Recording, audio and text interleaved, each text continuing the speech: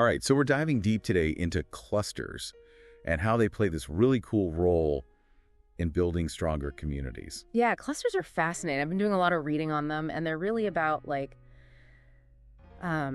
channeling energy? yeah, channeling energy. Exactly. Like imagine you move to a new town and you're like, how can I plug in? How can I make a difference here? That's where clusters come in. They kind of bridge that gap, don't they, between like the stuff I want to do and this big global vision we have. Exactly. And they really bring the Baha'i teachings into action, like less theory, more doing, Totally. And it's not like some rigid top-down structure either. I was reading about how clusters could be literally ANY size. Right. It could be a small neighborhood or a whole city, even a group of villages. Whatever makes sense locally. Like I was reading about this cluster centered around a university campus. Oh, yeah. And they were like super focused on young people. Right.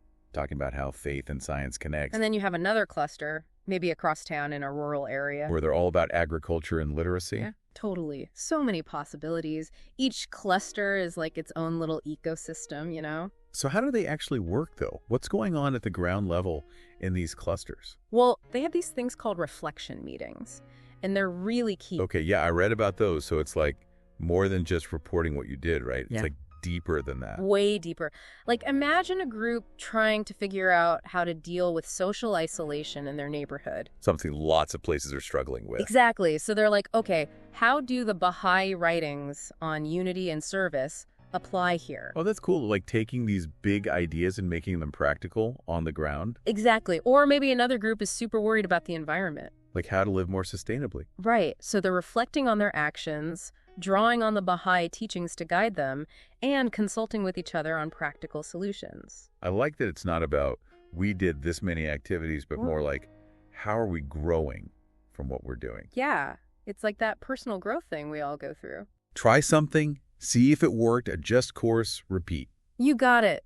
It's this constant cycle of action, reflection, consultation. And learning. Don't forget the learning part. Of course. Learning is huge because you're constantly trying to apply these universal teachings to this very specific reality. Which is always changing, too, so you got to stay flexible. Right. Because it's a journey, not a destination. We're striving for progress, not perfection. And I'm guessing mistakes are part of the process. Totally. You're going to mess up. That's how you learn. Then you reflect on it and get better next time. Exactly. It's all about having a growth mindset. Okay, so we've got this cycle humming along, but it's not just individuals figuring it all out on their own, right? I mean, there's support.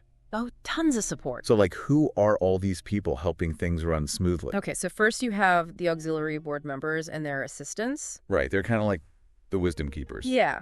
They offer guidance and make sure things are aligned with the overall vision. Yeah. Then there are cluster agencies. Which are more on the ground level. Yeah. They coordinate the actual activities, manage resources, that kind of thing. And of course, you've got tutors, animators, teachers. The big heart of it all. Exactly. They're fostering spiritual and educational development within the cluster.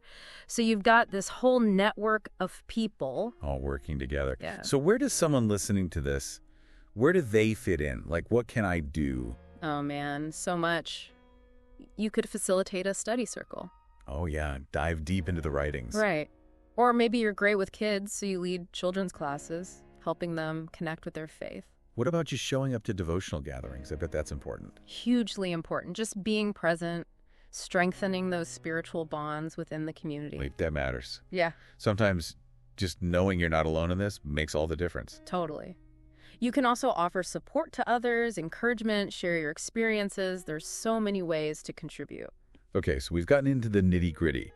But if we zoom out to the big picture, what's so special about this whole cluster approach? Why is it important? I think it's because it combines two things that are sometimes seen as separate: grassroots action and strategic vision. Like bottom-up energy meets top-down guidance. Yeah.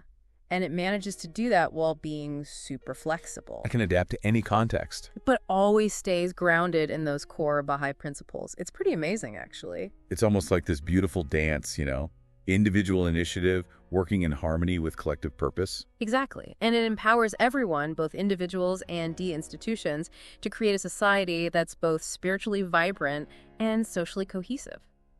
So as we wrap things up, here's something to think about.